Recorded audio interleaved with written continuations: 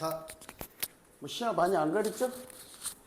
자, 여러분들 이제 문제집 다 가지고 있으니까 윗부분은 잘렸지만 Burnout hasn't had the last word 이 부분만 해석하면 해석했을 때 더 어려울 수도 있지만 hasn't had the last word 이게 뭔 말일까요? 마지막 단어를 갖지 않았다는데 이 말은 뭔 말이에요? 최후의 한마디를 하지 않았다 이 말이에요. 즉 무슨 말이야? 마지막 유언을 아직 안 했다 이 말이라고. 번아웃이 마지막 유언을 아직 안 내뱉었대. 오케이? 자 간다. To balance the need for breath. 폭, 넓이야. 모든 사람이 다 약간씩은 번아웃된, 그러니까 번아웃의 범위, 폭이 넓다. 번아웃을 느끼는 사람이 많다 이 말이고. 그 다음 depth, 깊이죠. 몇몇 사람은 너무 번아웃됐고 그래서 그들은 더 이상 일을 할 수가 없다. 깊이. 즉 번아웃의 넓이, 폭과 번아웃의 정도죠. 정도, 깊이라는 얘기는 요거의 균형을 잡기 위해서 우리는 해야만 한다. 생각해야 돼요. ASB죠. 번아웃을 근데 not이야, not. 그 다음 but, as고. 이게 아니라 이거라고.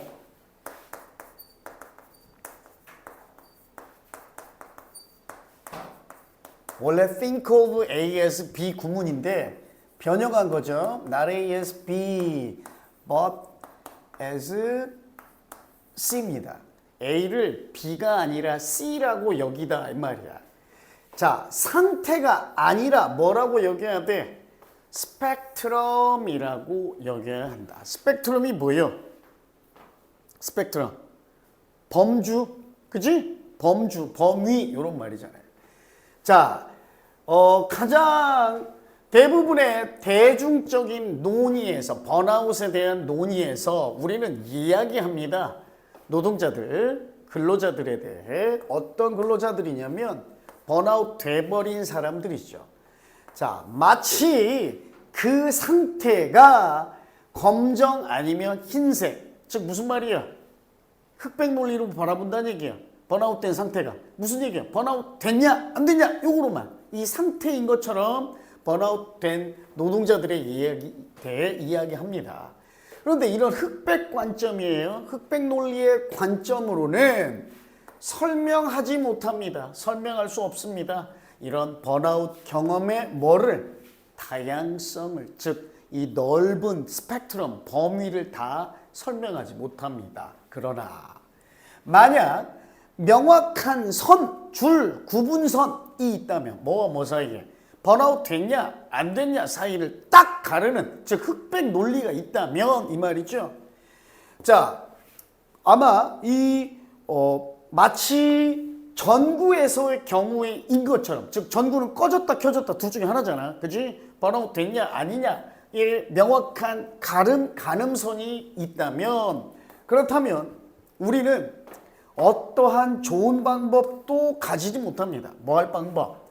사람들을 범주를 나눌, 카테고리를 나눌 좋은 방법을 갖지 못합니다. 어떤 사람들, 자, 자기들이 번아웃 됐다라고 말하는 사람을 좀 분류할 만한 방법이 없어요. 하지만 여전히 번아웃 됐는데 그래도 번아웃 됐다고 말은 하면서 유능하게 그들의 이 업무는 그럭저럭 잘 처리해낼 수 있는 사람들을 분류할 방법이 없다는 거야. 그지?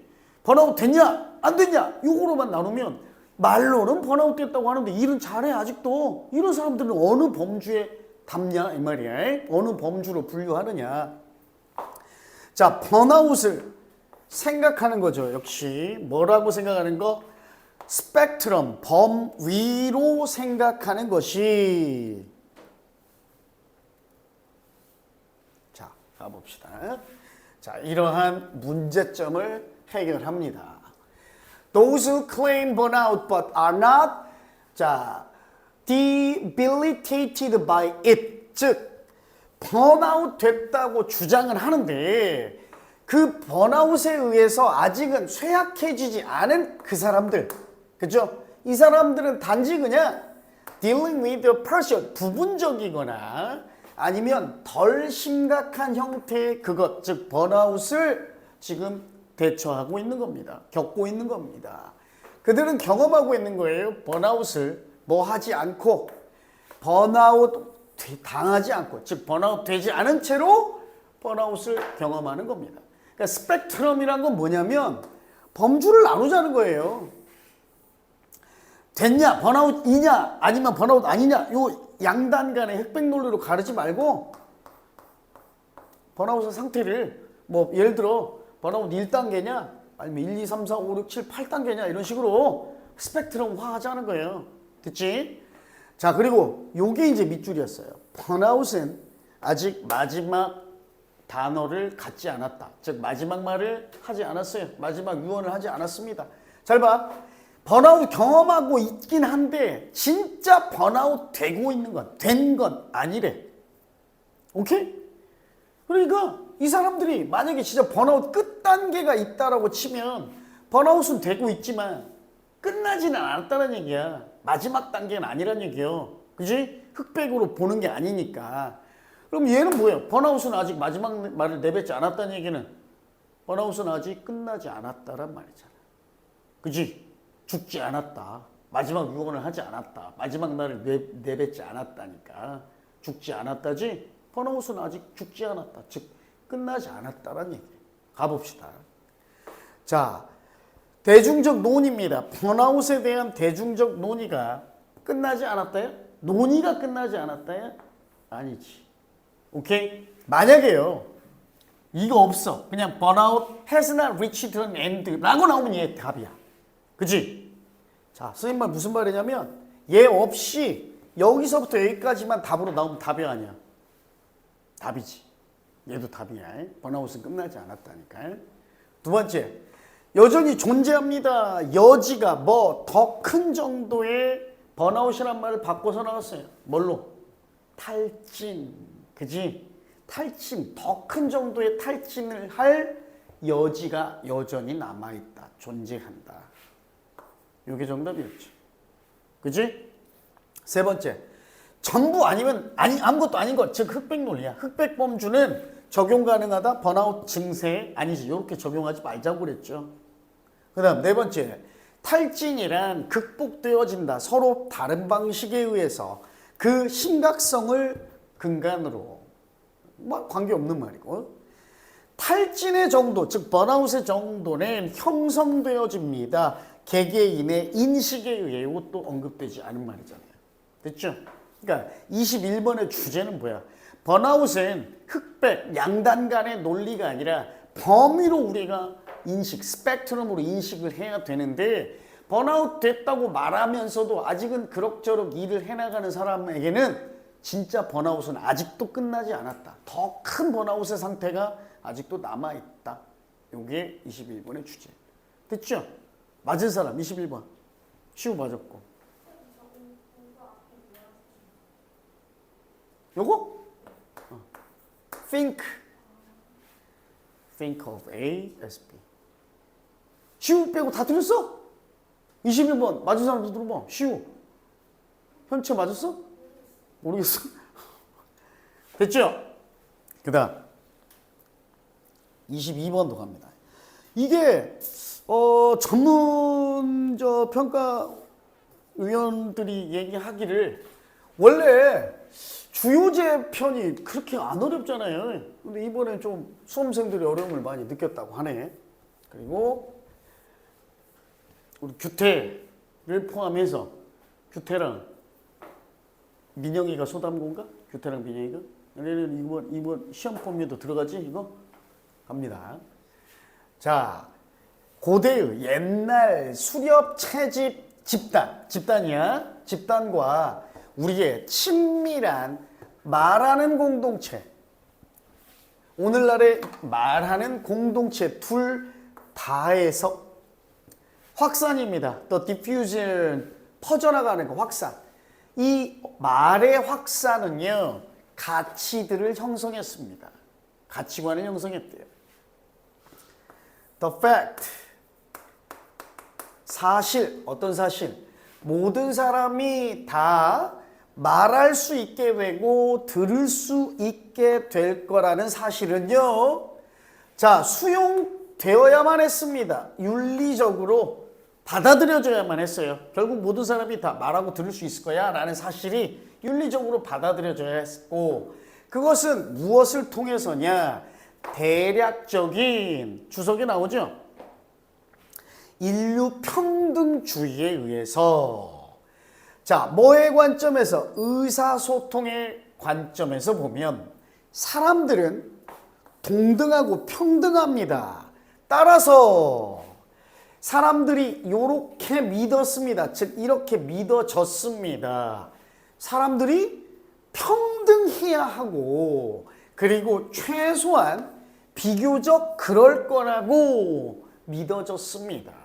자, 이러한 점에서, 이런 말이야. 이러한 점에서 고대의 이러한 빅맨, 이 거물들, 또는 뭐 고대 뭐 통치인처럼 위대한 사람들 이렇게 되고, 고대의 거물들은요 허용되지 않았습니다. 뭐 하는 것이? 통제적으로 행동하는 게. 왜? 평등하니까. 모든 사람 다 말할 수 있고 들을 수 있다는 점에서 평등하니까 이 일부의 빅맨들만이 통제적으로 행동하는 게 허용되지 않았고, 현대의 이 오피스 관리자들 또한 허용되지 않았죠. 그 누구도 지 의지대로 마음대로 침묵시키는 것이, 조용히 만드는 게 허용되지 않습니다. 게다가 이러한 말하는 것에 대한, 말에 대한 평등한 접근, 말하고 듣는 것에 대한 평등한 접근이 촉발했습니다. 어떠한 개념을 촉발했는데요. 어떠한 개념?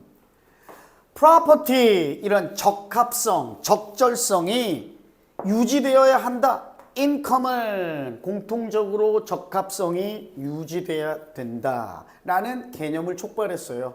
그리고 that goods and food in, 넘어가 봅시다.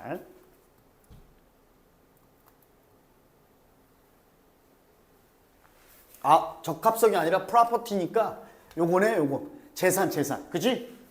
그죠? property니까 재산, 소유물, 재산이 공통으로 또는 공동으로 가져져야 하고, 그러니까 공평하게 분배되어야 하고, 그리고 이러한 상품이나 물품이나 음식이, 특히 음식과 물품이 공유되어져야 했고, 그리고 모든 사람이 다 책임이 있다. 뭐 할 책임?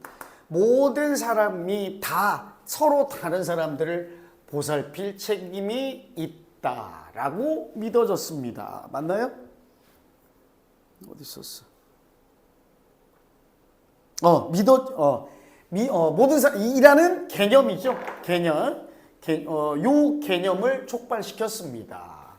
이것은 아마도 보다 훨씬 더 진실이었을 거예요. 수렵 채집인들 사이에서 지금 현대적인 가족에서보다, 또는 친구의 인맥망보다, 그리고 직장에서보다. 하지만 심지어 이러한 경우에서조차도 우리는 믿습니다. 공유하고 상호 도와주는 것이, 상호 보조가 올바르고 적절하다고. 옛날이 훨씬 더 물건을 같이 공유하고 서로 평등하게 나누었던 것이 옛날 수렵 채집이 때가 훨씬 더 진실됐다는 걸 우리는 알고는 있지만, 지금도 같이 뭔가를 나누고 서로 도와줘야 된다는 게 올바른 일이고 적절한 일이라고는 지금도 믿고 있다, 이 말이야. 자, 기억하세요. 만약 당신이 뭔가를 가져오면 당신은 모든 사람에게 충분한 만큼 가져와야만 합니다. 됐지? 자, 이 글의 요지요. 일단은 제일 중요한 말이 뭐야? 인간은 평등하네. 그치? 평등하다는 개념이 생겼대. 뭐 때문에? 뭐 때문에 생겼어?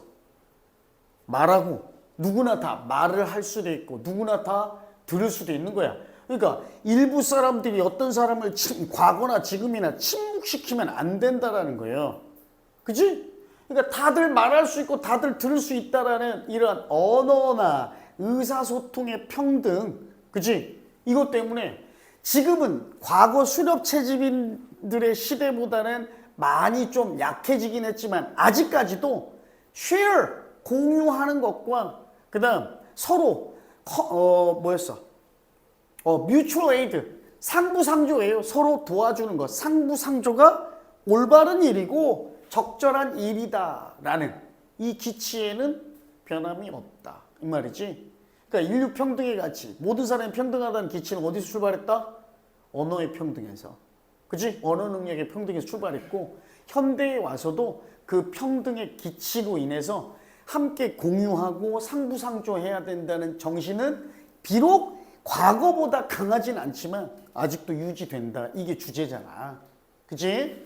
자, 그럼 보기 한번 우리말 주제니까요. 우리말 보기니까 가봅시다. 1번 수렵인과 현대인은 언어에 대한 유사한 가치를 가지고 있다.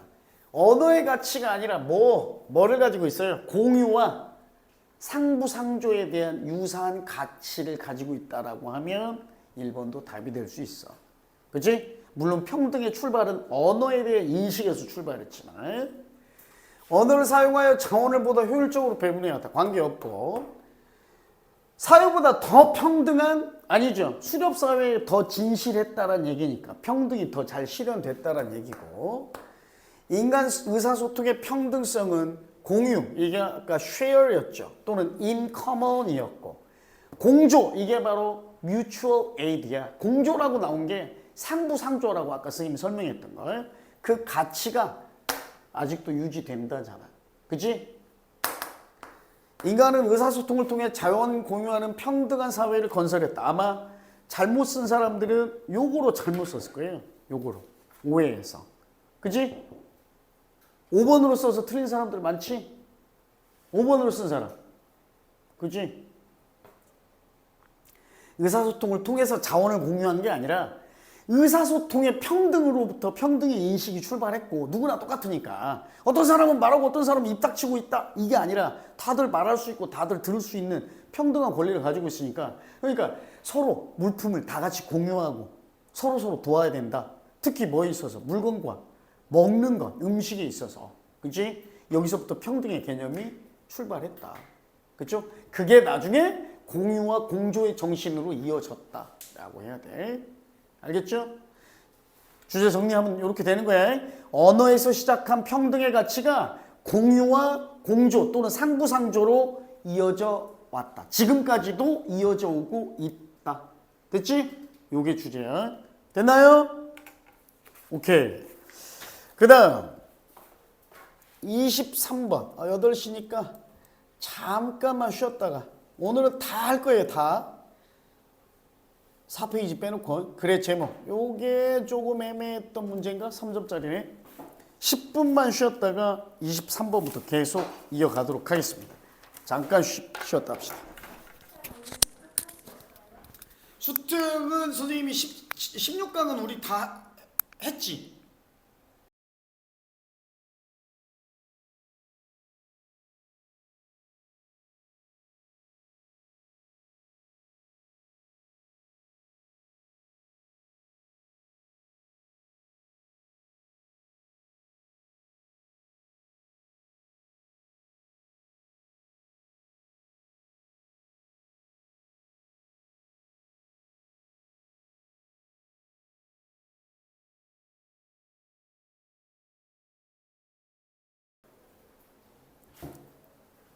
민영아 가보자. 23번입니다 조금 빠르게 갑시다.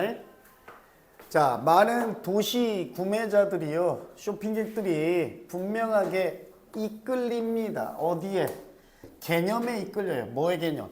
사고 먹는데요 음식들을 사고 음식들을 먹는다는 개념. 뭐와 관련된 음식이요? 자연과 연관된 음식을 사고 먹는다는 개념에 끌린답니다. 그리고 이 자연이란 거는 이것도 PPI의 이 더 네이처라는 개념은 광고에 의해 주장되는 이 네이처라는 게 그런데 더 이상 자연이 아니랍니다. 실제로는 음식을 만들어내는 그 자연은 아니래요. 실제로는요.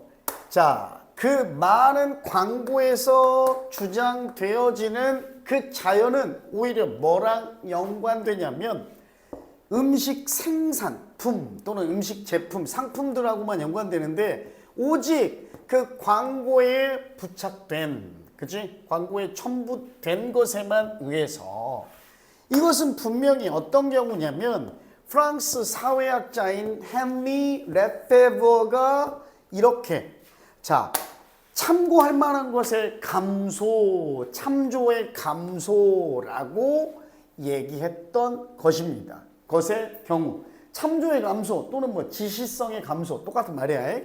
또는 어떤 추세냐, 이 참조의 감소란 말이 어려우니까 이러한 말들의 경향인데 이 단어들 또는 표현 말들이 어떤 추세냐, 영향력을 받는 추세래요. 자본주의 영향력 하에 있는 단어들의 경향이 뭐 하는 경향이냐면 얘를 꾸미는 거예요. to become이 따로 떨어지는 거예요. 분리되는 거야. 뭐?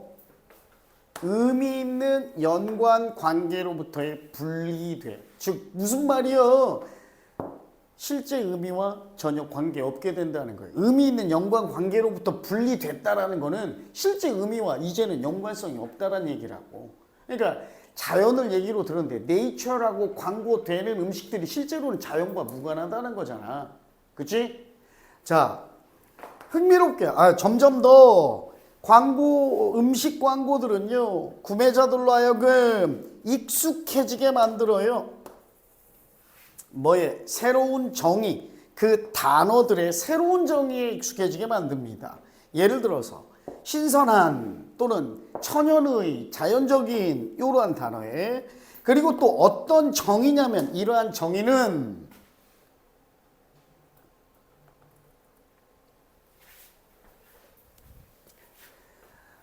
자, 그들의 그 단어들의 전통적인 의미와 심지어 무관함을 떠나서 정반대라고도 잘 여겨질 수 있는 정의랍니다.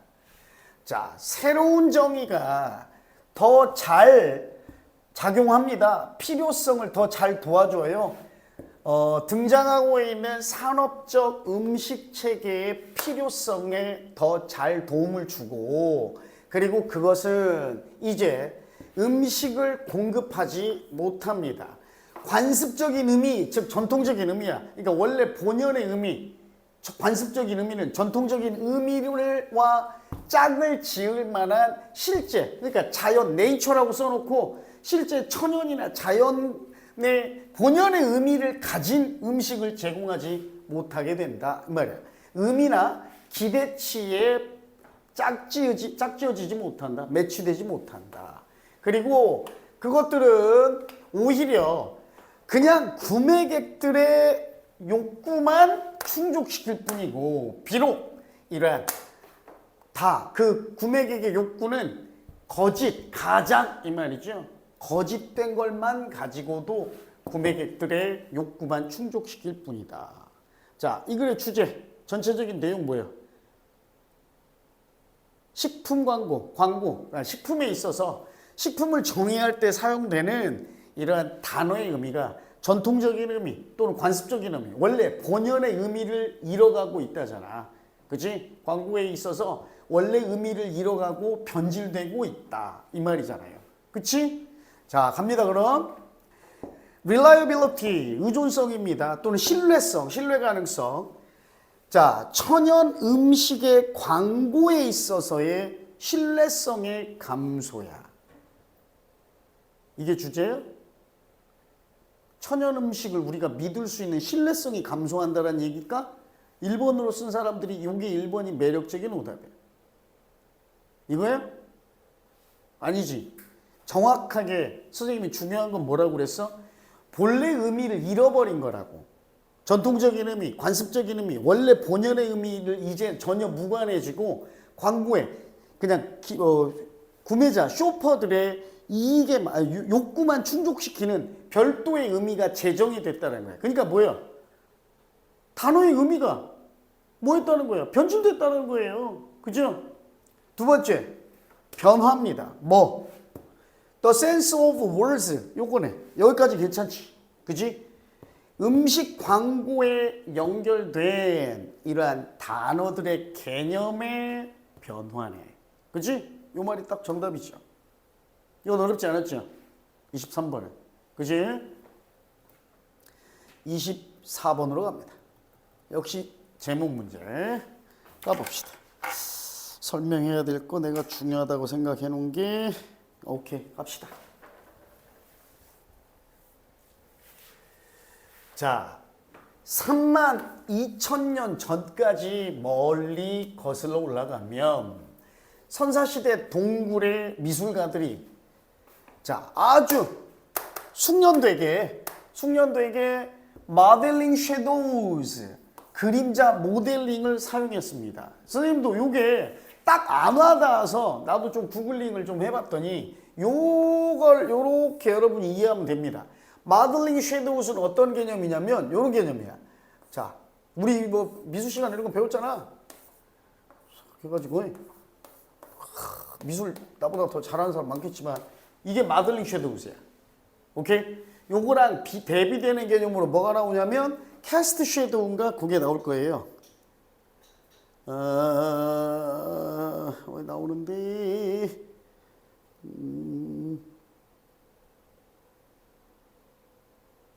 이게 나오네. 캐스트 섀도우스, 그지? 캐스트 섀도우스는 뭐냐? 이게 모델링 섀도우스야. 그림자 모형화하는 거, 그림자 모형, 됐지? 그림자 모형화하는 게 요거고, 캐스트 섀도우스는 이 물체의 그림자를 들이우는 거, 이게 캐스트 섀도우스야. 요거는 좀 구분하면 돼.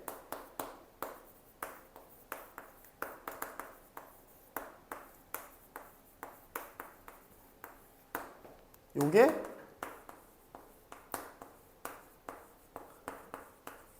캐스트 섀도우스. 요렇게 구분하면 됩니다. 자, 이 모델링 섀도우스를 사용했답니다. 뭐 하기 위해서? 그들의 말들과 들소에게 볼륨, 입체감을 주기 위해서. 됐죠? 부피감을 주기 위해서. 수천 년 전에 고대 이집트인들 그리고 나서 고대 그리스의 미술이요 제공했습니다. 인간의 형태를 그림자 양식의 실루엣으로 고대 이집트와 고대 그리스의 미술이 인간을 이제 그림자 형태로 그렸다 이 말이야. 하지만 여긴 바로 나오네.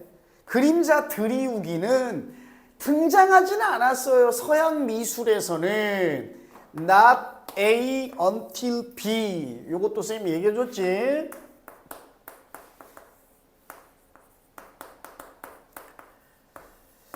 B까지는 A 아니다. A 안 하다. 이 말인데 요거는 오히려 요렇게 해석하라고 그랬죠.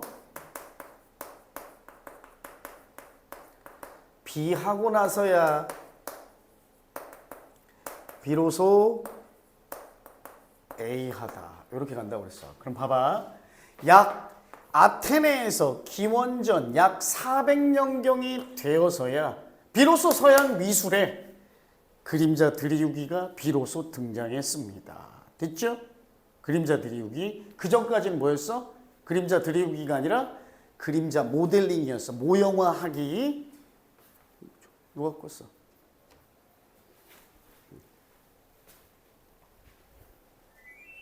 쌤 마음 춥게 해줄게.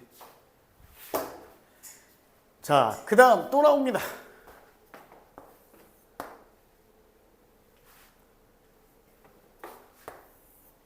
이때 강조구문이야. 이때 강조구문. 이때 강조구문이라고 왜 선생님이 딱 지정을 했을까? 뭐 보고 알아? 자, 보세요. 여기까지만 봅시다. 일단은 절이지, 절. 절이지. 주어 동사가 등장한 절이잖아. 그 다음에 접속사까지 등장했네. 그러니까 절은 절인데 무슨 절이야? 부사절이지. 자, 무슨 말이냐? 어이구 씨. 잘 봐라.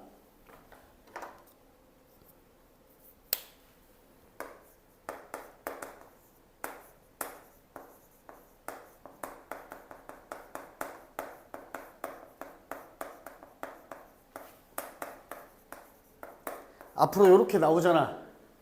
그럼 얘는 100% 이때 강조구문이야. 왜 그러냐면 우리가 중학교 때도 배운 게 있잖아. 부사나 부사구 부사절 다 통틀어서 부사라고 해. 부사라고 해봅시다. 부사는 비동사의 보어가 될 수 있어 없어? 없지. 주격 보어든 목적격 보어든 절대 보어 자리에는 부사 못 온다고 배웠잖아. 보어가 될 수 없는 놈이 보어 자리에 올 수 있어? 아니야. 그럼 보어가 아닌 놈이 보어 자리에 왔다는 건 뭐야? 이거 정상적인 절이 아니라는 얘기야. 정상적인 구문이. 그때는 무조건 이때 강조 구문이야. 알았지? 이건 나중에 어법 시험에 나오면 요 자리에 뭐가 오답으로 많이 나와? 내신에도 그렇고 수능에도 그렇고. It is, it was 다음에 부사, 부사구, 부사절이 나왔는데 뒤에 what 써있으면 무조건 틀린 거야. 알았지? 이때 강조구문이야. 자, 가봐. 그럼 봐봐. 대절부터 가자. 고전적 작가들이 주장한 거야. 뭐 미술 그 자체가 이러한 인간 그림자의 추적, 자취 쫓기를 시작했던 건 바로 언제다? 오직 뭐 이후에 그림자가 이제 확립되고 나서야. 설령 논쟁의 여지가 있을지라도, 그죠? 그림자가 확립됐고 이러한 표현의 일부로서 확립된, 그죠?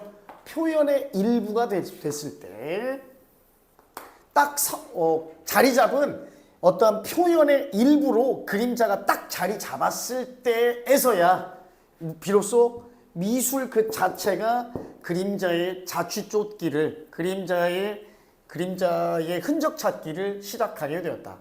자, 그리스인들과 로마인들은요, 최초의 사람이었습니다.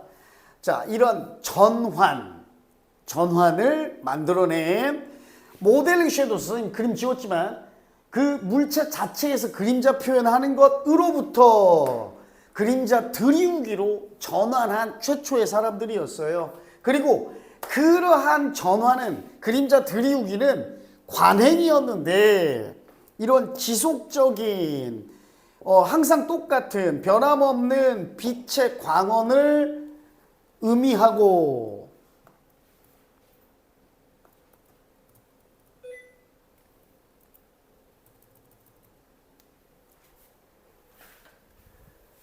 그 다음 고정된 관점을 의미하고, 그리고 이런 기하학적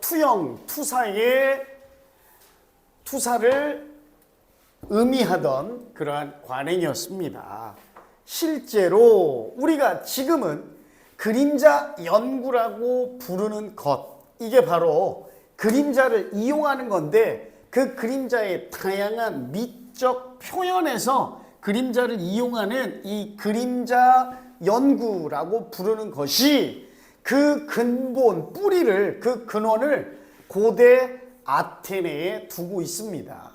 그때 이후로 지금까지 쭉 이러한 그림자를 그리는, 묘사하는 또는 그림자 그리는 이러한 관행은 계속해서 발전해 왔습니다. 뭐와 함께? 그것들에 대한, 그림자 묘사에 대한 비판적 분석과 함께 그림자 그리는 관행도 계속 진화하고 발전해 왔습니다.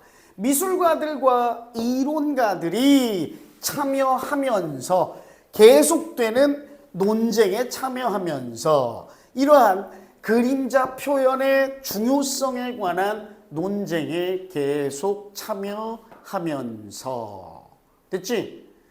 제일 중요한 단어 하나만 뽑는다면 뭐예요? 키워드 한 단어만 뽑는다면? 계속 무슨 얘기 반복돼? 제일 중요한 단어. 계속 지금 한 8번, 9번, 10번 나왔잖아. 뭐? 그림자. 그치?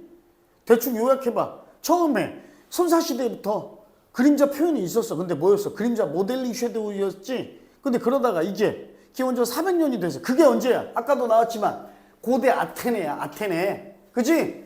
고대 아테네에 뿌리를 두고 있는 게 뭐야? 그림자 들이우기잖아. 그치? 그러니까 그림자 들이우기로 방법이 전환됐대. 그죠? 그리고 그 이후로 계속 그 그림자 표현 방법이 발전해 왔고, 미술가들과 비평가들이 열띤 논쟁을 계속 벌이고 있다, 이 말이잖아. 됐어? 그럼 뭐겠어? 핵심어를 얘기한다면 그림자 표현의 진화 또는 그림자 표현의 전환해도 되고 그림자 표현의 발전해도 될 거 아니야. 됐어요? 잘 봐. 보기 간다. 영문 보기예요. 가봅시다. 여정입니다. 그림자 나왔죠? 그림자의 여정. 미술에 있어서의 그림자의 여정이야. 고대 동굴, 선사시대 동굴로부터 onward 계속 이어지는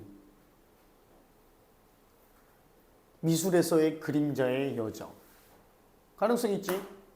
두 번째, 인간 그림자의 묘사. 이러한 미술적 관점에서의 인간 그림자의 묘사. 그 다음, 그림자를 표현하는 것, 나타내는 것, 핵심 부분, 현대 미술의 핵심 부분. 아니지. 주된 문제점. 무엇이 주된 문제점인가? 그림자 그리는 것, 그림자 그리는 것에 대한 주된 문제점은 무엇인가? 그림자의 독특한 관점, 그림자에 대한 독특한 유일한 관점들을 동굴 화가들로부터 로마인에 이르기까지. 그 얘기요? 아니잖아. 현대, 그때부터 지금까지 현대에 이르기까지 그림자 표현 방법이 발전해 왔고 그걸로 계속해서 논쟁이 이어지고 있다라고 했으니까. 그치? 그러니까 함축적으로 표현하는 건 그림자 발전의 그러니까 미술에서의 그림자 표현의 역사 이렇게 해버리면 돼. 그치? 그림자 표현의 역사를 뭔 말로 바꾼 거야? 전이로 바꾼 거지. 그치? 미술에서의 그림자 표현의 역사 이렇게도 나올 수 있다. 주제 제목이. 근데 이 말을 조금 비유적인 표현으로 여정이라고 해놓은 거잖아. 고대 선사시대 동굴로부터 지금까지 onward 계속 이어져 온 미술에서의 그림자의 여정, 즉 역사라고 해도 된다고. 알겠죠?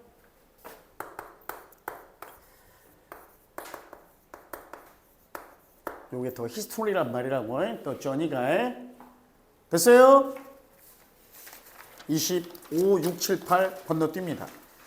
29번. 요것도 어법인데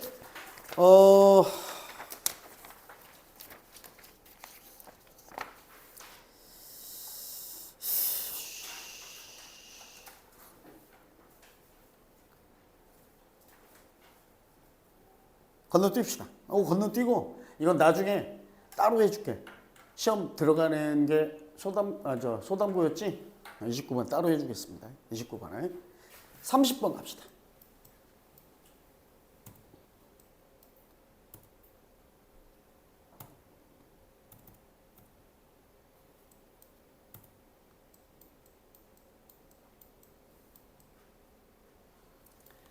자, 30번.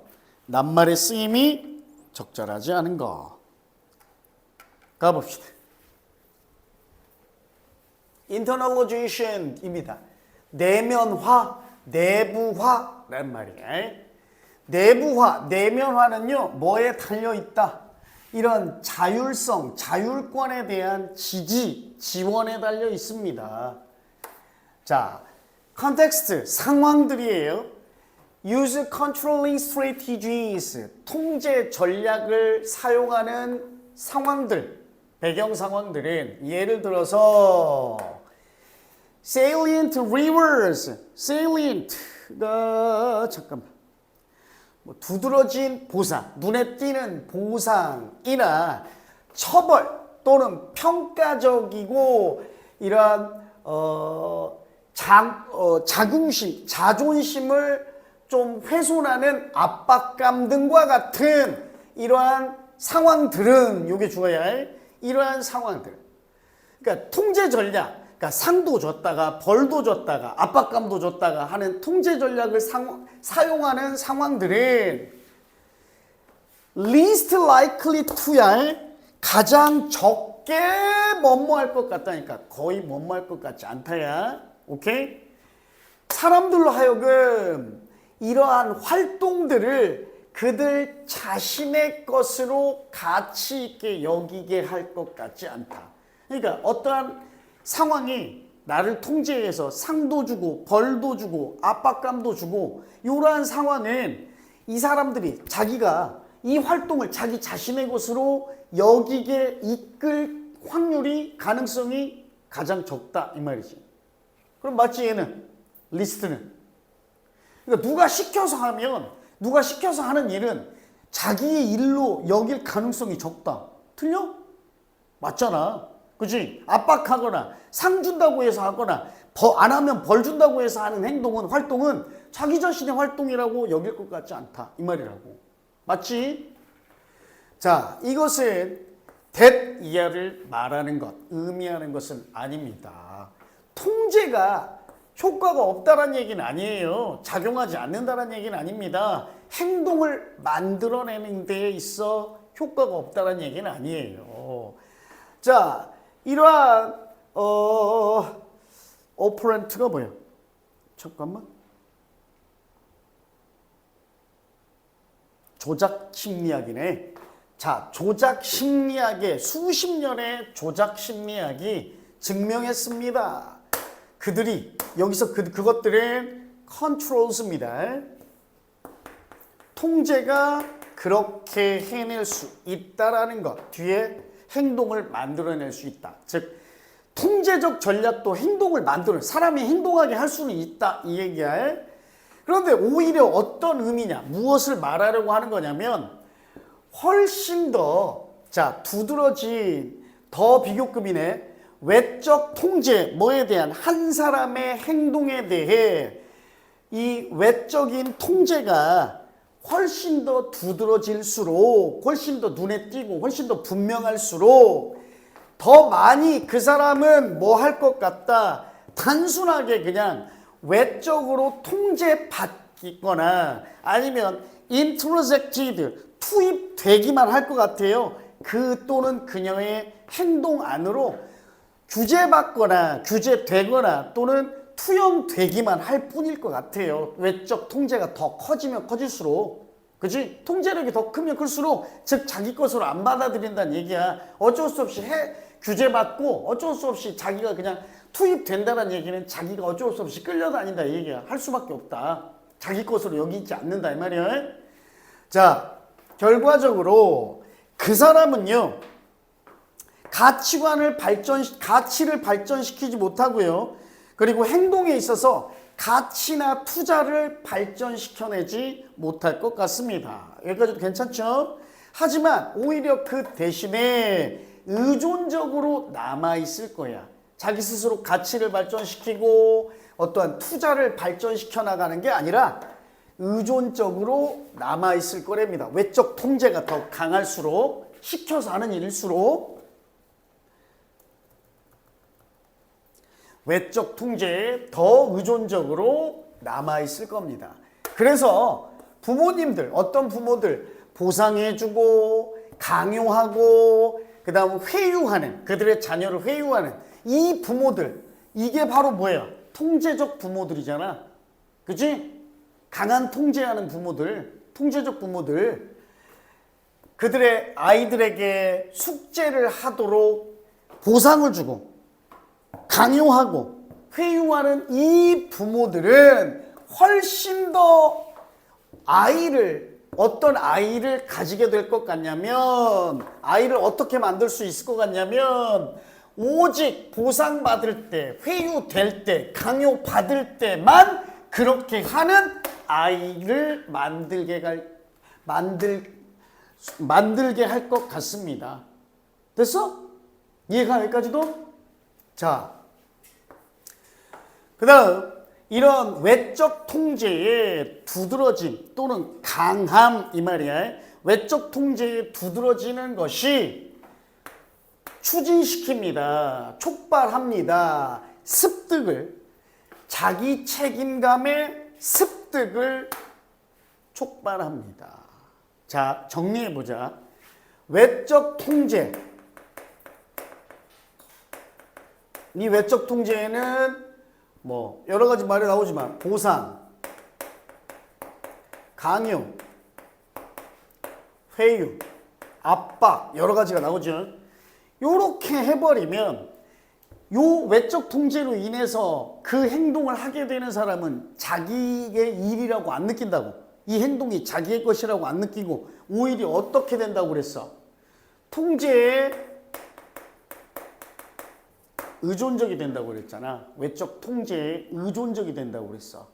오케이? 전반부가 이 얘기야. 근데 지금 이 문장 봐봐. 외적 통제에 두드러짐. 즉 외부 통제가 외적 통제가 많은 것 이 말이야. 외적 통제가 크면 자기 책임감의 습득을 추진하고 촉진시켜? 외적 통제가 있으면 의존적이 된다고 그랬잖아, 사람이. 어? 외적 통제가 있을 때만 하게 되고 자기 행동을 자기 행동이라고 느끼지 못하고 의존적이 된다고 그랬는데 자기 책임감의 습득을 더 추진하고 더 촉발하고 더 밀어붙여? 이게 틀린 거잖아. 외적 통제가 강하면 자기 책임감의 습득이 어떻게 되는 거야? 촉발하고 추진하는 게 아니라 더 늦추거나 방해하거나, 오케이? 요런 말이 들어가야 될 거 아니야. 오케이? 됐어요? 우리 해설지에는 이렇게 나오네. 훼손한다라는 의미로 delays, hinders, undermines. 자아 통제감, 자기 책임의 습득을 지연시킨다, 방해한다, 훼손한다. 요걸 바꿔야지. 이 글이 주제다. 자, 외부 통제, 외적 통제는 뭐 한다? 사람을 의존적으로 만들고 자기 책임감의 발달, 습득을 어떻게 한다? 방해한다. 알았지? 요게 30번의 주제입니다. 됐죠? 마무리해서 빠르게 갈게요. 자, 오히려 대안으로서 그 대신에 오히려 다른 방법으로 부모님들이에요. 자, 이유를 제시해주는 이 부모님들이 그 다음 또 이런 감정적 이해, 이런 문제를 극복하는 것의 어려움을 감정적으로 이해해준다는 걸 보여주는 부모들, 그리고 최소의 외적, 여기는 동기부여라고 나왔지만 요게 외적 통제하고 같은 말이야. 외적 통제를 최소한으로 사용하는 이 부모들이 훨씬 더 뭐 할 것 같다? 조장할 것 같다. 육성할 것 같다. 배양할 것 같다. 어떤 감각? 기꺼이 하려고 하는 감각이니까 자발적 의지, 그리고 또 일에 대한 가치, 그들의 자녀에게 있어서 이런 의지, 자발적 의지와 일의 가치를 더 조장하고 배양하고, 그죠? 키워줄 가능성이 더 높다 이 말이야. 됐어요? 정리되지? 쉽게 말해서 외적 통제, 외부 통제는 자기 책임감이나 자율성이나 자율적 의지를 향상시키는데 어떻다? 외적 통제는 자율성, 자발적 의지, 자기 책임감 향상에 뭐 한다? 좋다? 좋지 않다. 그치? 해를 끼친다. 방해가 된다. 됐나요? 오케이? 자, 그 다음 이제 빈칸입니다. 빈칸 1번도 선생님은 크게 어렵다고 생각 안 했는데 1번도 꽤 오답률이 높다고 얘기하더라고요. 2점짜리였는데 2점짜리 빠르게 가봅시다. 자, when trying to establish what is meant by digital preservation, 시도할 때, 하려고 할 때, 확립하려고 할 때 의도된 것, 뭐 함으로써 디지털 보존에 의해 의도된 것 또는 의미된 것을 확립하려고 노력할 때 첫 번째 질문이 자 어떤 질문이냐면 다루어져야 할, 해결되어져야 할 첫 번째 질문 또는 의문점은 바로 네가 정말로 보존하려고 애쓰는 게 뭐냐 이 말이야. 그러니까 디지털 보존으로 자 뭔가 의미 있는 것을 네가 딱 설립하려고 할 때 야 과연 진짜 네가 보존하려고 애쓰고 있는 그게 뭐야? 이게 첫 번째 질문이 되어야 되는데 이 점은 분명해요. 아날로그 환경에서는 분명한데요. 뭐라는 점?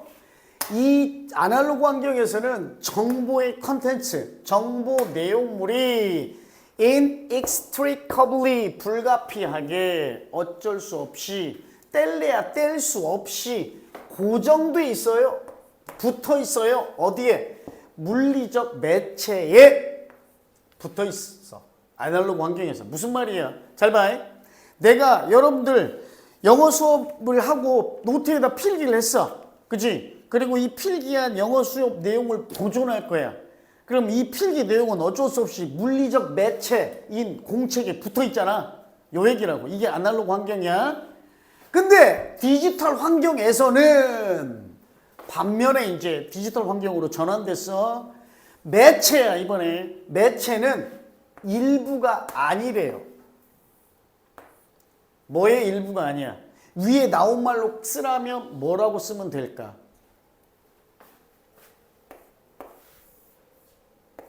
아까 위에서 정보의 내용물은 물리적 매체에 고정된 게 붙어있는 게 아니라고 그랬잖아. 붙어 있어야 되는데 아날로그는. 그럼 반대로 디지털 세계에서는 정보의 이 내용물이 매체의 일부가 아니라고 얘기하면 될 거 아니야.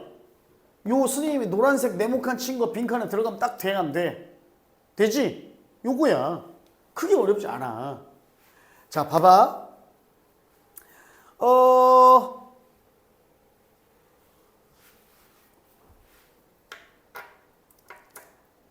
자, 그냥 비트 스트림이라고 합시다. 비트 스트림은 똑같아 보인답니다. 컴퓨터에게는 똑같이 보인대요. 뭐에 관계없이 그것이 읽혀지는 매체에 관계없이. 이 비트 스트림이라는 게 뭐냐면 이 말은 좀 어렵게 해놨는데 이게 바로 요거야. 정보 내용물이야. 무슨 얘기냐면 잘 봐. 내가 듣기 파일을 여러분한테 모의고사 못 볼 때 듣기나 이런 시험지 해설지 파일을 보내주잖아. 이 파일이 인포메이션 컨텐츠다. 오케이? 요것은 컴퓨터에겐 똑같아. 내가 카톡으로 보낸 메시지에 있는 파일이나 여러분이 그것을 USB로 옮기거나 아니면 지금은 뭐 그렇게 하는 사람은 없지만 CD로 굽거나 이메일로 보내서 이메일 파일로 유지되거나 그 비트 스트림은 컴퓨터에게는 다 똑같이 보여. 똑같이 여겨지는 거라고. 그 정보로서 여겨지는 거야. 자, 그럼 봐봐. 핸드폰에 가지고 있는 카톡 메시지, 내 컴퓨터에 있는 메일 첨부 메시지, 그 다음 USB에 담긴 파일, 이거는 인포메이션 컨텐츠는 똑같지. 하지만 핸드폰, USB, 집에 있는 컴퓨터 뭐가 달라졌어?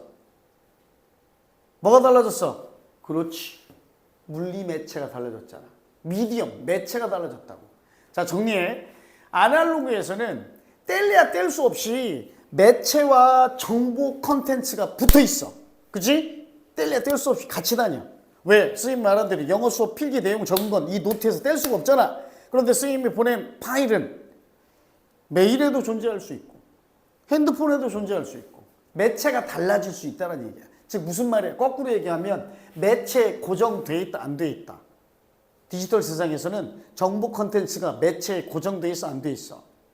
안 돼 있지. 만약에 선생님 이 노트북에만 있는 듣기 파일을 여러분이 들으려면 만약에 이 디지털에서도 매체와 정보 컨텐츠가 붙어 있다면 내가 이거 다 니네 줘야 될 거 아니야. 노트북채. 그지? 근데 그게 아니란 얘기라고. 이게 31번의 주제란 말이야. 이해가? 선생님 말? 가봐. 자, 물리적 운반도구는 필수적이긴 해. 하지만 뭐 하려는 그런 근원이 되는 매체가 읽힐 수 있는 한 Bit Perfect Copies. 자, 이 내용을 완벽하게 복제한 것은 만들어질 수 있죠. 더 저렴하고 더 쉽게 다른 장치에서도 복제가 이루어질 수 있대. 그 내용이 그대로. 그지? 카톡 메시지가 이메일로, 이메일이 USB로. 그지? 완벽하게. 그래서 이런 보존, 원본 캐리어의 보존, 이러한 잠깐만. 오, 그렇지. 이거 분석 잘해야겠네. 요게 목적어고요. 요게 목적격 보호입니다. 디미니싱 빼버리면 요거거든.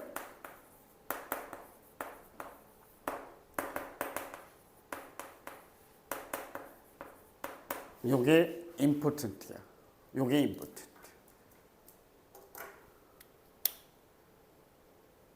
됐죠? 됐죠? 요게 important라고요. 줄어드는 중요성의, 즉 점점 중요성이 줄어들고 있다 이 말이야.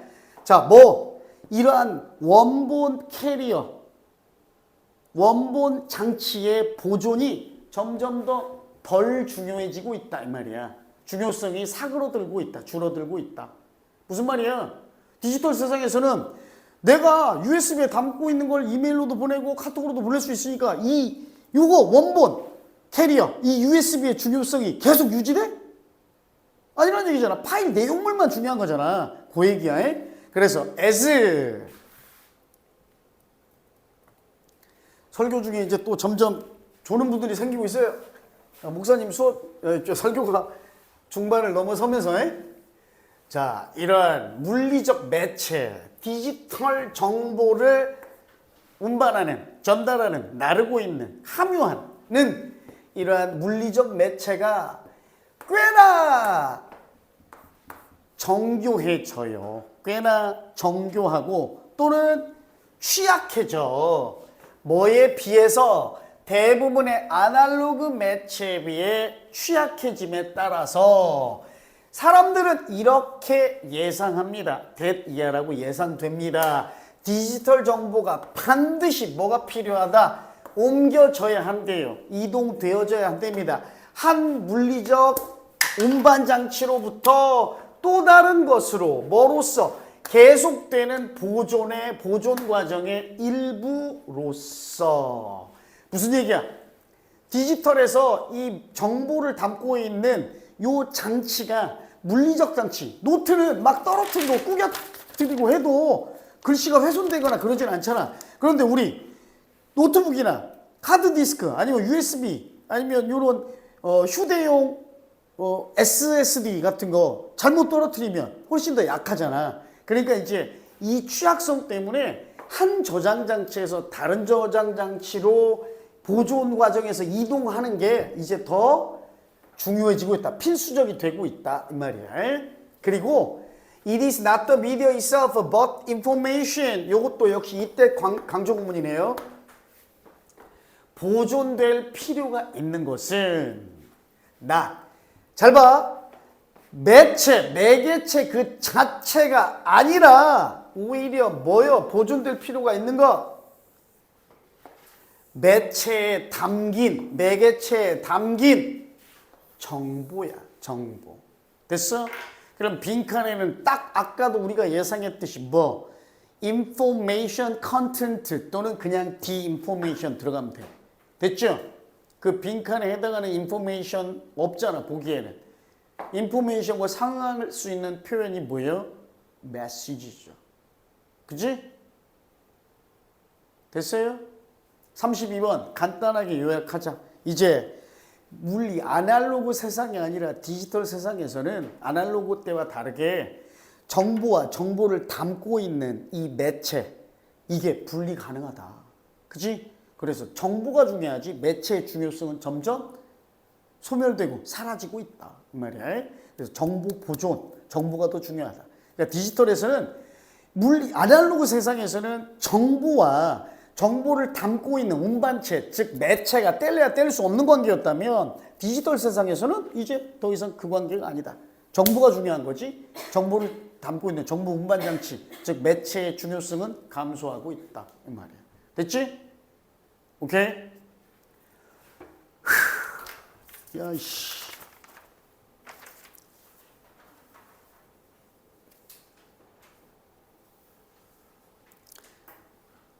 (32번) 건너뛰어?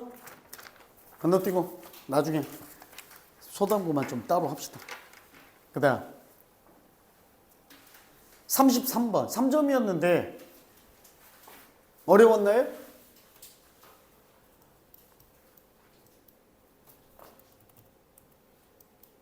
말해. 어려웠으면 하고. 3점짜리 해 말어.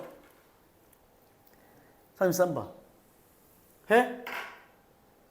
해? 오케이 갑시다. 이거는 근데 빈칸 나오기 전에 선생님도 이거 같이 니네 풀듯이 선생님도 이거 풀었었거든요. 여기가 빈칸이에요. 이 중간에서 나는 여기까지 있고 답을 좀 찾을 수 있었습니다. 딱 그냥 빈칸 여기까지 딱 있고. 가봐. 가자. 자, 환경이 상당히 중요한 역할을 수행해요. 뭐 하는데? 의미 있는 내적 과정을 보조하는데 환경이 잘 봐. 어떻게 표시를 해야 되냐?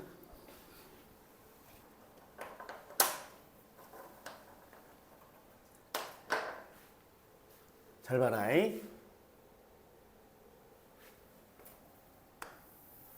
환경이 의미 있는 내적 과정을 도와주는 데 아주 중요한 역할을 한대요. 의미 있는 내적 과정. 그 의미 있는 내적 과정이 주관적 경험이에요. 그래서 주관적 경험과 환경은 뭐로서 작용한다, 행동한다? coupled system, 짝지어진 시스템으로서 행동하고 작용합니다. 여기까지 됐어? 오케이? 자, 내적 의미 있는 내적 과정, 즉 주관적 경험하고 환경은 짝지어진 거래. 됐죠? 짝지어진 시스템이래요. 이 짝지어진 시스템은 여겨질 수 있어요. 뭐라고? 완전한 인지적 체계, 인지체계라고. 그 자체로도 완전한 인지체계로 여겨질 수 있습니다. 이러한 방식으로, 자, 이러한 방식으로 주관적 경험은요, 확장되어집니다. 어디로? 외부 환경으로 확장돼, 뻗어나가고요. 그리고 그 반대도 역시 마찬가지입니다. 외부 환경도 주관적 경험으로 투영될 수 있다는 얘기야. 그래서 반대, 잘 봐. 이 외적 환경, 이러한 훈육적 또는 뭐라고 해야 되나,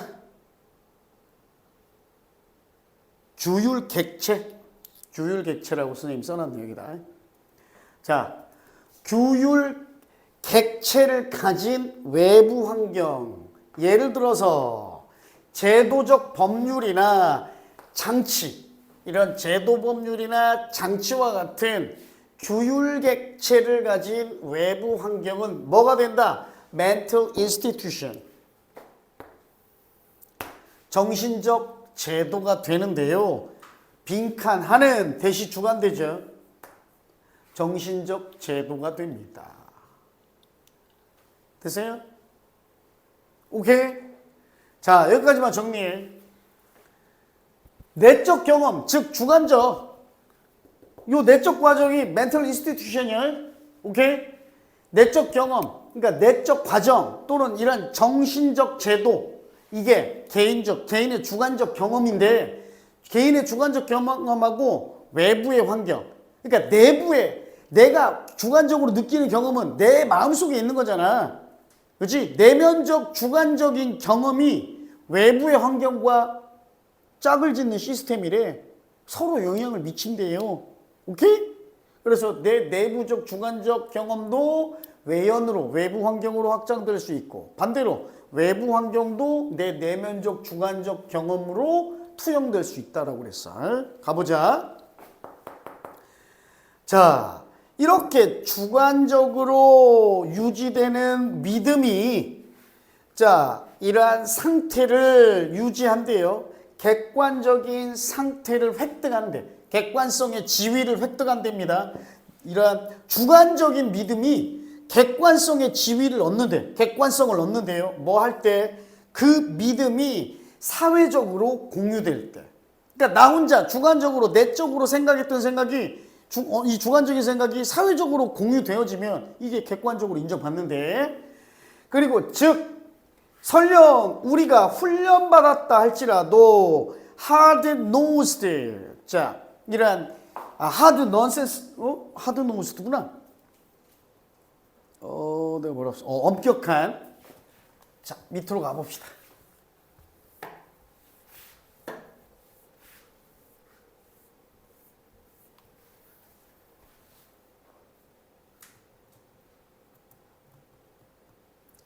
설령 우리가 엄격한 건강관리 이런 합리주의자로서 훈련받았을지라도 또는 노 넌센스가 아닌 즉 센스 있는 합리적인 관료로서 훈련받거나 또는 데이터에 끌리는 데이터에 기반한 과학자라고로서 훈련받았을지라도 연구가 보여주기를요. 우리의 결정이 내면적 주관적 경험이 결국은 영향을 받는데요. 뭐에 의해서? 다양한 제도적 관행에 의해, 즉 외적 환경에 의해 영향을 받는 데입니다. 그리고 그것들은 포함합니다. 다양한 제도적 관행은 이러한 관료적 구조를 포함하고 절차를 포함해요. 그리고 이러한 구조적 건강관리 제도의 구조적 디자인, 설계도 포함하고 그리고 증거의 규칙과 그 다음 허용 가능한 질문의 의구심의 구조도 포함합니다. 이런 법정의 재판이나 아니면 공간배열, 유치원의 공간배열 또는 슈퍼마켓 그리고 다양한 관습과 관행, 설계된 관습과 관행 이런 우리의 감정을 manipulate, 조작하려는, 통제하려는 그죠? 다루기 위해 설계된, 고안된 다양한 관행과 다양한 관습들의 이런 거에 다 이 구조들이 그죠? 이러한 구조들 요게 다 포함되어 있다 이거. 그러니까 이것들이 이러한 다양한 제도적 관행들이 요 전반적인 모든 거에 포함되어 있다. 근데 크게 중요한 내용은 아니네. 자 가봐. 그러면 다시 위로 올라가서 선생님이랑 같이 밑에는 크게 중요한 내용이 아니니까 앞 내용이 어떤 내용이었냐면 내적 경험, 주관적 경험이 외부적 요인, 외부 환경과 짝지어진 시스템이야. 그래서 서로 영향을 준대. 그리고 우리가 빈칸을 찾으려고 했는데 자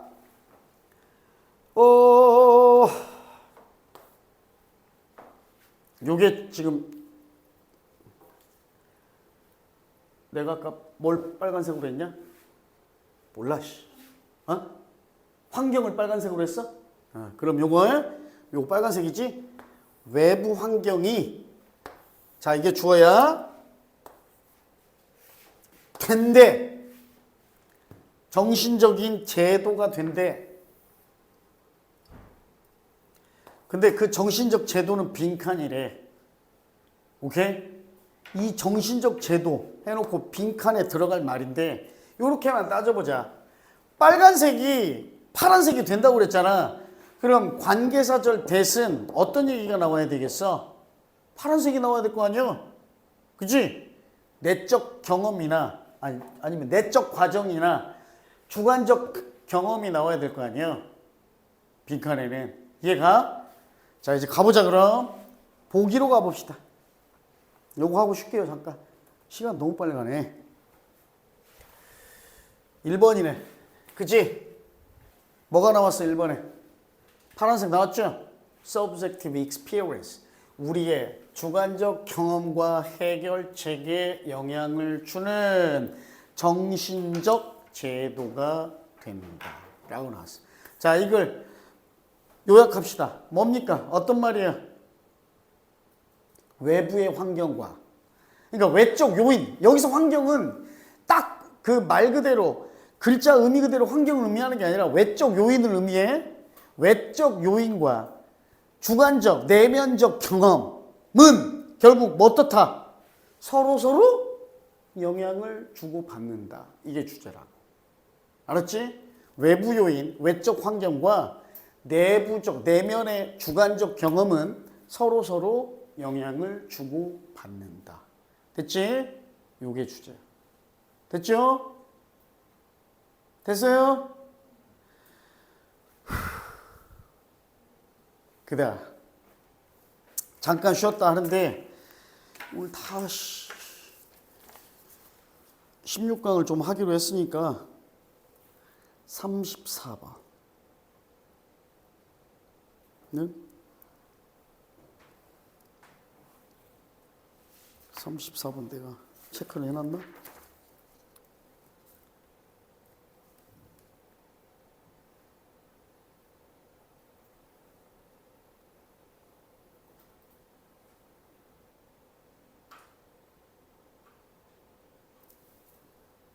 (34번) 해 안 해?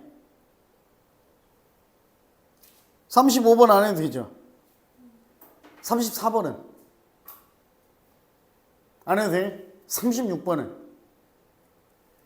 안 해도 돼? 37번?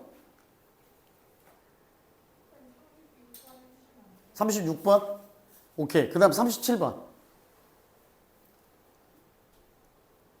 안 해도 돼요? 38번. 아까 시우 틀렸다고 안 했어? 그럼 36번하고 38번하고 39번은? 오케이. 36, 38, 39, 40번 안 해도 되지. 요약문이니까. 그치? 그럼 30 쉬었다가 36, 38, 39 하고 시간이 좀 남으면 16강 좀 봅시다. 근데 16강 저번 시간에 선생님이 우리 다 했다고 말하지 않았어? 그렇게 말했던 것 같은데? 아, 15강이었나? 아, 미안합니다. 16강은 해야죠, 그럼. 알겠습니다. 자, 잠깐 쉬었다. 6, 8, 9 합시다. 자, 갑니다. 와일드 파이어 나오네요. 산불이죠. 자, 산불은 자연적 현상인데요. 많은 호주 환경에서. 그런데 의도적 환경에 불이 있어요. 뭐 하기 위한 불이냐면 그 풍경을 관리하기 위한 의도적 불이죠.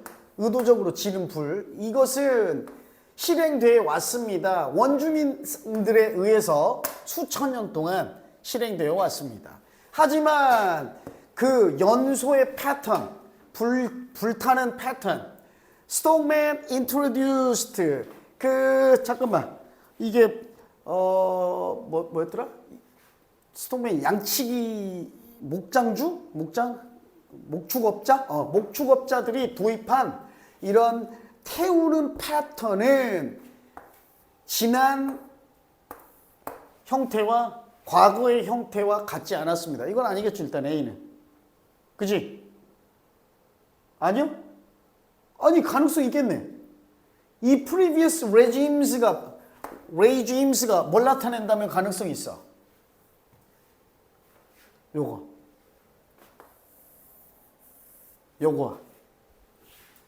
그지? 만약에 이걸 나타낸다면 가능성이 있잖아. 그러니까 원래 원주민들은 의도적으로 산불을 질렀대요. 들불을 질렀대. 그지? 뭐 하려고? 풍경을 관리하려고. 근데 이게 이전의 형태가 바로 이 원주민들이 질렀던 의도적인 산불이야. 들불. 이거와는 같지 않은 게 이제 목축업자들이 도입한 패턴. 이거나 뭐 가능성 있네. A 가능성 있네. 읽어봅시다. 자, 그런데 상황이 허락할 때는 그들은 목축업자들이죠. 불을 질렀대요. 풍경에다가. 왜냐하면 그들이 그들의 동물들을 이동해야 했기 때문에, 자, 밖으로 이동해야 하게 됐기 때문에 겨울을 나기 위해서 이것은 기능했습니다. 이런 숲을 이루는 삼림, 초목들을 다 깨끗하게 없애는 기능을 했고요. 또한 자극했습니다. 새로운 식물들의 성장을, 그 이듬해 봄에 새로운 식물들의 성장을 자극했습니다. 요게 A예요.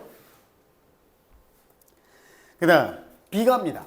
비록 이러한 풀들이 최초의 식물종이었습니다. 다시 번식하게 된, 다시 자리 잡은 그 불탄 지역에 다시 새로 서식하게 된 최초의 식물 종들이었지만 그들은 곧 were succeeded, 여기서는 계승하다, 이어하다라는 뜻입니다. 그들 뒤를 따른 것이 바로 더 나무 형태의 식물들과 관목들이 곧 뒤따랐습니다. 그리고 거의 유일한 전략, 뭐 하기 위한 전략? 그러한 재성장을 방지하기 위한 거의 유일한 전략은 불 더 지르는 거였어요.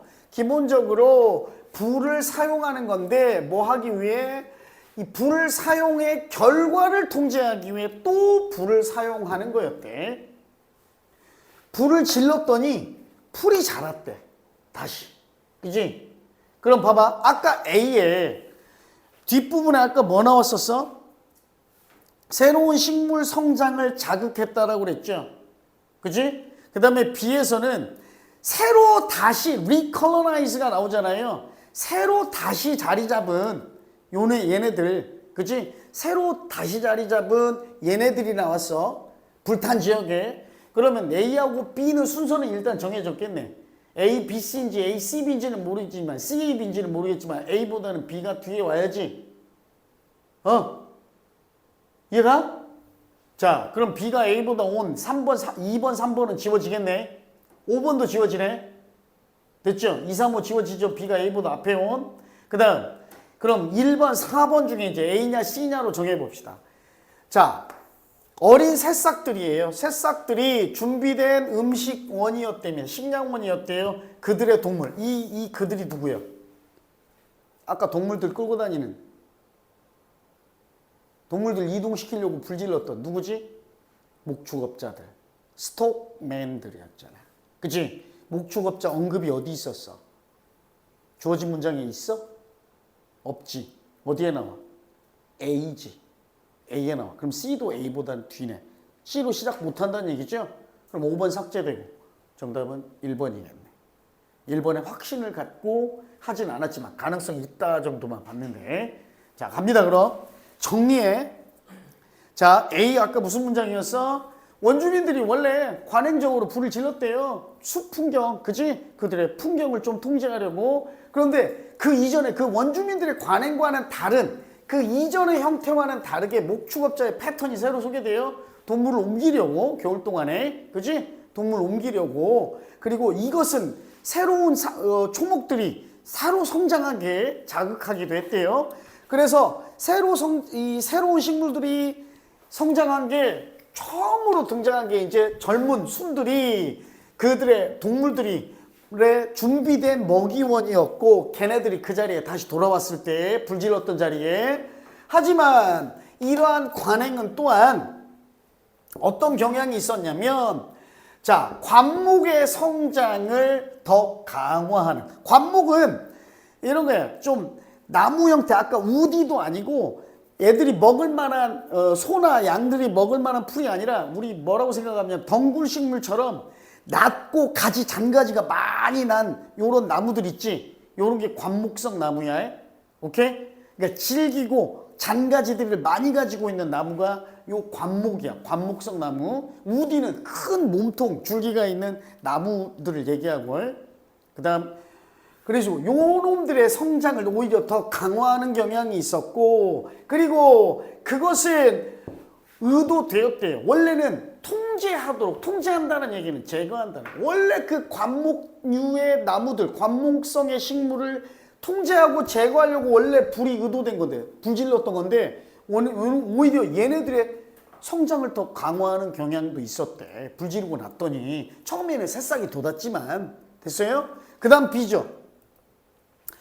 자, B로, 자, 처음으로는 그 식물의 이제 풀들이 최초의 종류였는데, 불탄 지역에. 그런데 곧 그 뒤따른 게 나무 형태의 식물들과 관목들이었대. 그리고 유일한 전략, 그러한 재성장, 그지? 이런 관목들이 다시 못 태어나게, 다시 재성장을 막기 위한 유일한 전략이 다시 또 더 불 지르는 거였어. 그래서 불을 이용한 그 결과가 나중에 관목성이나 우디, 나무성 이런 식물들이 다시 자라나니까 그 결과를 또다시 통제하려고 또다시 불을 사용하는 거라고.